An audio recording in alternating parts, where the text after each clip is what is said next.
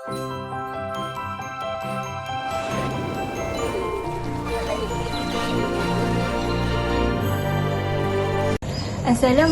warahmatullahi wabarakatuh. Pada hari ini kita akan mendengarkan perkongsian hadis 1 daripada hadis 40 yang akan disampaikan oleh Kamil Ikram Azrin bin Abdullah yang bertajuk keutamaan niat.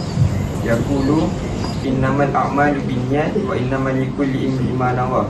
Wa man kanat hijratuhu ila Allah wa rasulih wa hijratuhu ila Allah wa rasulih wa man kanat hijratuhu lid-dunya yusibuha aw imra'atin yankuha hijratuhu ila ma hajara ilaihi. Maksud daripada hadis ini, beliau berkata, aku telah mendengar Rasulullah SAW bersabda, sesungguhnya segala amalan bergantung kepada niat. Sesungguhnya setiap orang akan memperoleh apa yang dia niatkan. Maka sesiapa yang berhijrah semata-mata kerana Allah dan Rasulnya, hijrahnya adalah kepada Allah dan Rasulnya. Suatu perbuatan yang dilakukan dengan niat kerana Allah SWT akan dikira sebagai ibadah. Firman Allah SWT dalam surah Al-Zumar ayat 2, Inna anzalna ilaikal kitaba bil haqqi fa'budillaha mukhlishan lahu din. Terjemahan daripada ayat ini, sesungguhnya kami menurunkan Al-Quran ini padamu, wahai Muhammad, dengan membawa kebenaran. Oleh itu, hendaklah engkau menyembah Allah dengan mengikhlaskan segala ibadah dan bawaanmu kepadanya. Dalam hadis ini, Rasulullah SAW menyatakan bahawa hanya para sahabat yang berhijrah ke Madinah ikhlas kerana Allah dan Rasulnya mendapat pahala hijrah. Dalam peristiwa hijrah ini terdapat seorang lelaki dalam kalangan sahabat yang berhijrah kerana ingin mengahwini seorang wanita. Dikatakan bernama Ummu Qais. Beliau dikenali dengan penghijrah muhajir.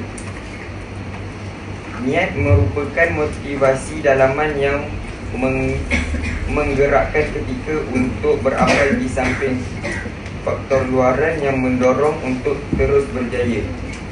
Kita digalakkan untuk memperbanyakkan niat kerana seseorang itu diganjari pahala mengikut kadar niatnya.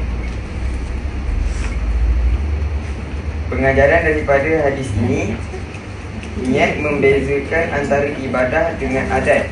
Sesuatu kebiasaan yang dilakukan seperti makan dan minum, menuntut ilmu boleh menjadi ibadah dan mendapat pahala daripada Allah SWT sekiranya dilakukan dengan niat untuk mendapatkan keridhaan-Nya.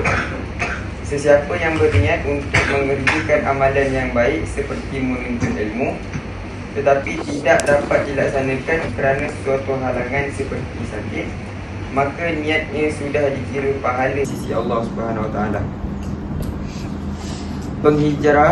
Penghijrahan, sikap dan tindakan merupakan faktor utama kejayaan seseorang dalam apa jua lapangan yang diceburi. Penghijrahan di sini bermaksud berubah kepada keadaan yang lebih baik. Niat dan tindakan hendaklah seiring dalam kehidupan seharian. Sekian daripada saya. Terima kasih. Alhamdulillah, telah selesai sudah perkongsian tersebut. Semoga kita dapat memahami tentang betapa pentingnya kepentingan niat dalam setiap amalan. Sekian sahaja, wabillahi taufiq wa hidayah. Wassalamualaikum warahmatullahi wabarakatuh.